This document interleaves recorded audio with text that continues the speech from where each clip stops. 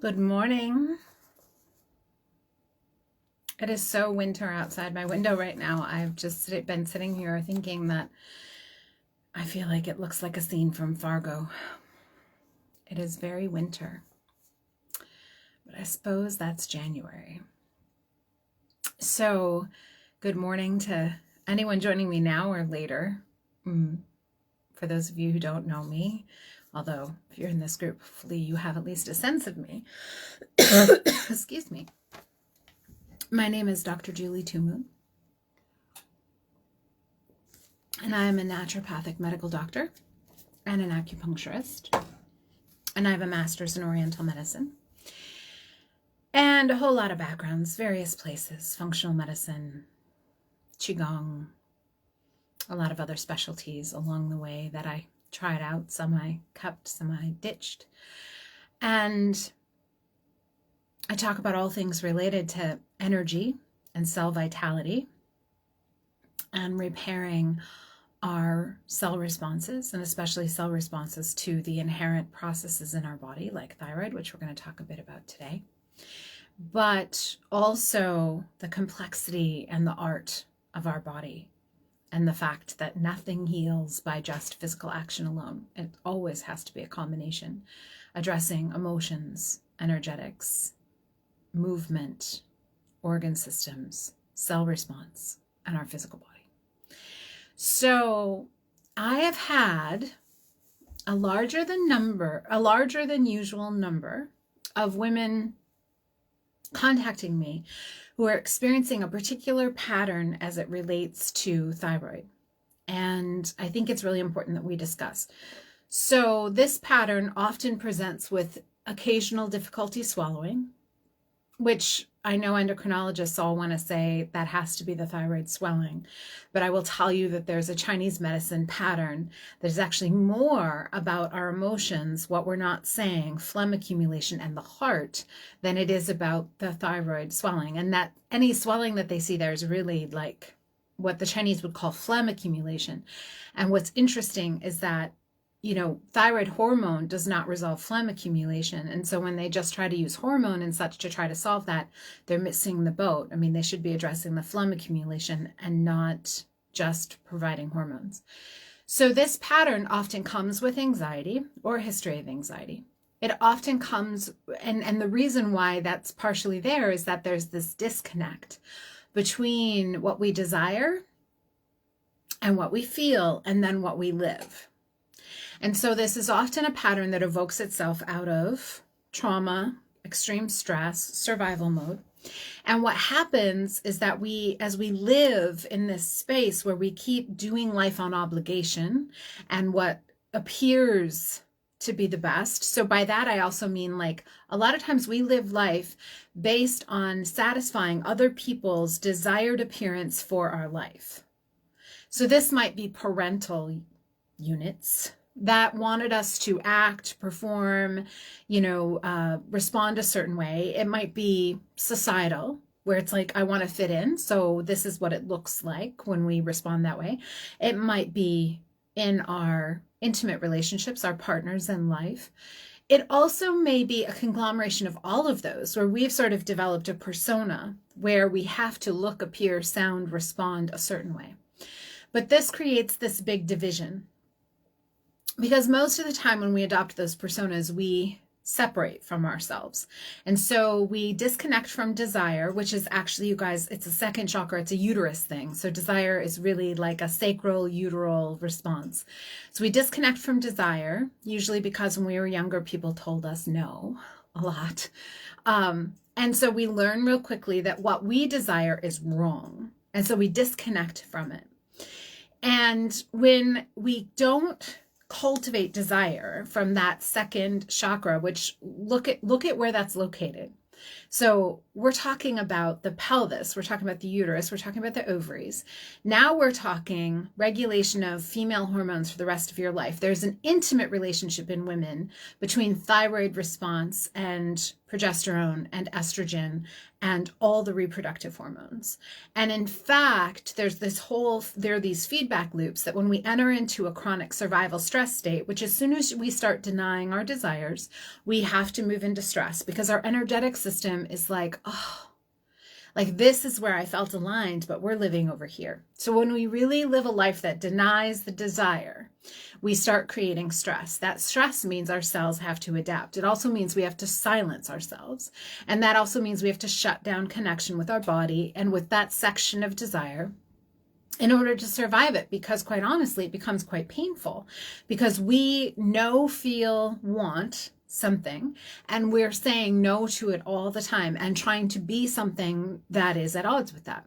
So we start to shut down our reproductive organs. We start to actually mute them. This is where a lot of challenging periods come from, clotting, fibroids, polyps, painful sex, difficult pregnancies, infertility, all of that comes from. Now, and mind you, the energy was supposed to rise from that center upwards. So then when we keep shutting it down, now there's no rise. Now eventually we go up into the digestive center, then we go to the heart center, then we go to the throat center. So there's no communication. We shut that off. The heart is meant to be the enactor of desire into the world.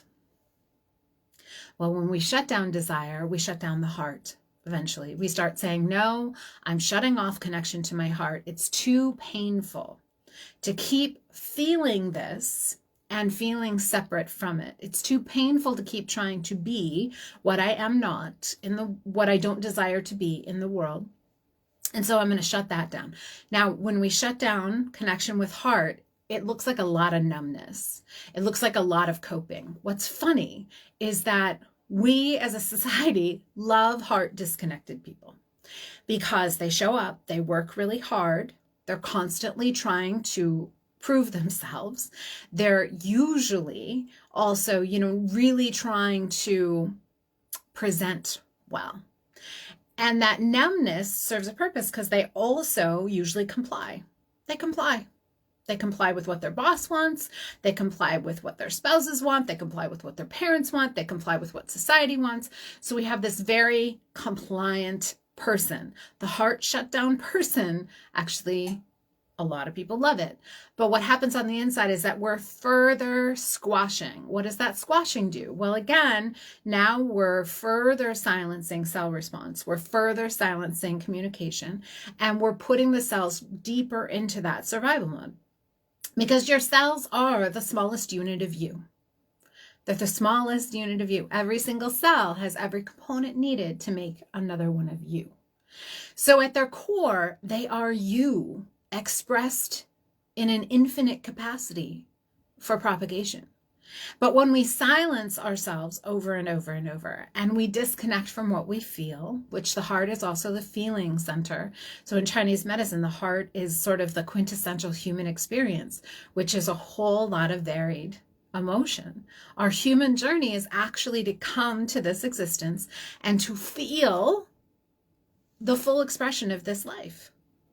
To be so fully present in this right now that we are in comfort and assurance that no matter what comes, I am safe to feel it and let it move through me, and that will be okay.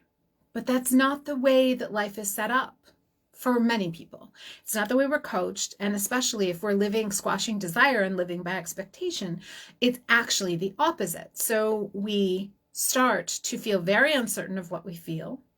And the fear of feeling it is profound, because if we feel what we feel, we are going to end up stuck in it. That's what a lot of people believe. Nope, if I go there, it will take me over, it will take me down, and that will be what my life is about. And that is because feelings have that big charge, right? They just feel enormous until we actually turn to feel them. And then what happens is the second that they're given the attention, they start to diminish. And this opens that heart center. So learning how to be truly comfortable, feeling to the depths of what you feel, and all the nasty stuff that has been squashed down all those years, all the times that, you were filled with rage and told yourself, oh, that's ridiculous. All the times that you were silenced and you told yourself, oh, that's stupid. Or someone else told you it was stupid. All those times we squashed that down. All that stuff is still in there, you guys. It didn't go somewhere. Just because you ignored it doesn't mean it's not still there, but it's impacting the function, and silencing that heart center means we are still disconnected from self. Now, that heart center can't be nourished. So now what happens? Here, we silence here. What we want to say in the world. What we want to speak into existence. What we want to be. Now, what does that have to do with thyroid? Thyroid is the primary energy generator in the entire body. So the more that our body has this friction of, here's what I desire, here's my template for life. Because whether you realize it or not, you all have a perfect template for whatever you are meant to be in this existence. Like, it's gorgeous. It's perfect. All the quirky nuances of you, it's perfection. So the way you like to dance, the way you like to have your tea, the way you want to sleep, the kind of movies you like, the laugh you have, that maybe you're a little clumsy at times, all those nuances of you are part of your physical makeup. They're not just something that is here. It's literally here. And so when we silence ourselves, those little beautiful cells are kind of like, okay, so I guess we'll just try to shut all that down. And the more it goes, the higher the stress level goes, and the less we have the deep energy experience of the body, aka connection to thyroid, and the cells disconnect. And in that disconnect, now we have physical symptoms of that disconnect. We are tired. We can be prone to anxiety, difficult periods, achiness, headaches, slow metabolism, difficult digestion, dry hair, dry skin, like you name it. The list of potential thyroid symptoms is massive and profound. And what happens is that shuts down. So it's not necessarily the gland. So I do want to preface that, because a lot of women will say, my gland, my doctors say my gland is functioning fine. And the truth is that you have normal blood levels, which we could discuss how stress hormones can actually artificially alter things like TSH to make it look better. But the problem is that your cells are not responding because they've gone into shutdown, because they're living this life that has this connection to being stuck in survival mode because of so much of the way that we've silenced ourselves as we've gone through our existence. Now, there's a phlegm connection, and I bring up the phlegm because I see this pattern emerging more and more. Well, not emerging, but I'm finding more women are presenting with it, where there's the phlegm in the throat and sometimes difficulty swallowing, as if there's like a pit in the throat, like a plum pit or something. It's actually called plum pit syndrome in Chinese medicine, classical Chinese medicine. And there is a stuckness. Now that phlegm is the stickiness. So the more that we exist in this state of being kind of disconnected and compressed and in survival mode, sometimes in certain constitutions that generates dampness. Now that dampness is just like it sounds. It's like sticky goop. And that sticky goop then further clogs, and it can clog here, which does have an impact biomedically on the thyroid itself and also impediment in the throat, but it often affects the heart too. So it's this misting of the heart with the phlegm, which further creates disconnect of Shen, and those people often experience more anxiety, more worry. They tend to be huge perseverators. They're always overthinking everything. And in order to heal that, we have to be resolving the phlegm while taking the cells out of survival mode, while unwinding the emotions that we need to be able to feel in order to open back up these centers, while reconnecting to desire and learning to honor more of what we want, so that we can open up these centers of communication and start to reaffirm the truth of the person that we are versus what society or someone else or many someone else's want us to be. This is why in healing, it's not, if you notice, just taking thyroid hormone is not going to solve that problem. It might give a temporary boost. It might provide an essential substrate, but it does not heal the problem. Just taking B vitamins does not heal that problem. Just taking a good multi does not heal that problem. You actually have to coordinate with your body and its responses and learn how to unwind those feelings. If any of you took Unburdened with me, that was a brief introduction to how to use the tapping points and phrases to unwind that. And I teach it extensively in Thriving Health, and multitude of lessons and guided sessions. And then we talk about it in our one-to-ones and in the group work, because it's complex what comes as we start to dive into the unwinding, because you guys, sometimes we're dealing with stuff that we put there 30 years ago. And it's like meeting past anger and frustration and sadness and fear, and needing to be able to clear it from our nervous system and our cellular systems, our emotional system in the body, in order to create release, which is part of how we reconnect the thyroid. And it's part of how we clear that stickiness, while also using physical remedies and movement and energetic remedies, working with meridians, working with organ systems. Sometimes I use herbs, sometimes we're going to use drainage. The point being, when we think about thyroid, we have to expand our view, because so much of the time I see women just wanting, if they would just give me thyroid hormone, I'd be fine. Or if I just took a thyroid pill, I think this would resolve. If I could just treat the thyroid. And it's like, the thyroid is desire, it's feelings, it's relationship to the body, it's coming home to our heart, it's speaking our truth, it's feeling the emotions, it's working with the energetics, because it's all connected to that deep cellular survival state that is deeply connected to our life pattern and the relationships we've had and our relationship with self. And in order to heal that, we have to address the whole thing, not just, do I have the right vitamins and am I eating the perfect diet? Because those things are part of it, but they're not the whole thing. And these thyroid patterns are really important because they show up in these nuanced ways and so often just get missed. So if you're hearing this and thinking like, oh my God, like I've been disconnected from my desire, I have some of those pelvic problems, I have hormonal problems, I don't know how long it's been that I've been numb. I don't even know what I feel. I have thyroid symptoms. You may want to start by first connecting to desire. So really starting to think, what do I desire? What do I want? What is a craving in my life? Now, 99% of the time when I ask this question to people, they go, I don't know. And right there is the most telling thing of all, because what it says is I've been so disconnected from my desire for so long, I don't even know what desire means. So on a daily basis, start to explore, am I being called to anything in this moment? By that, it may literally mean checking in with your body and noticing, oh, I want to stop right now. I want to take a little break. I would like some water. I would like to take a deep breath. I would like to close my eyes for 5 minutes.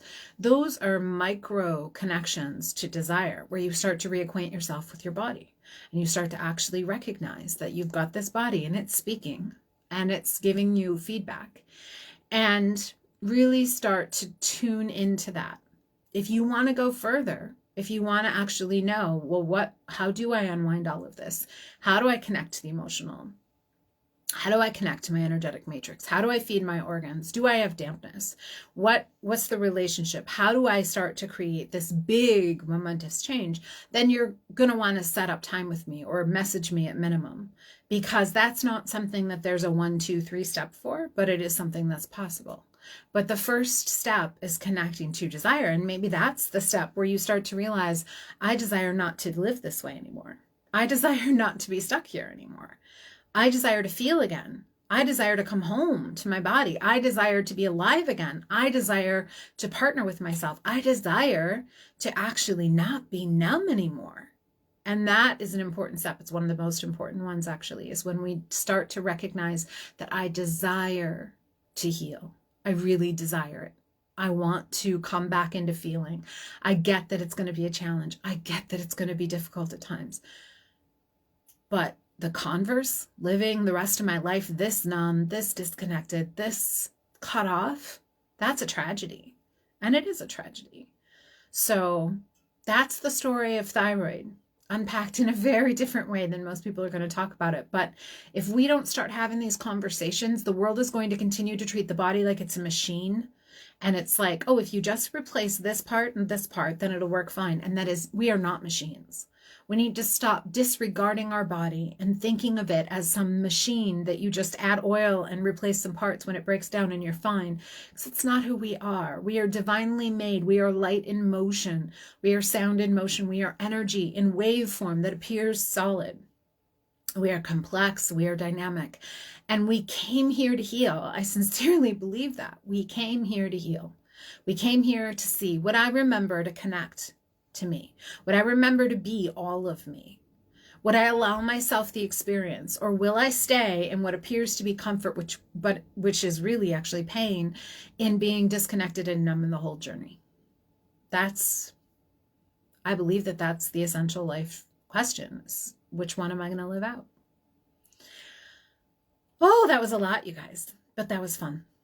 Have a blessed and beautiful day. Please be kind to yourselves and play with some desire today. Blessings, guys.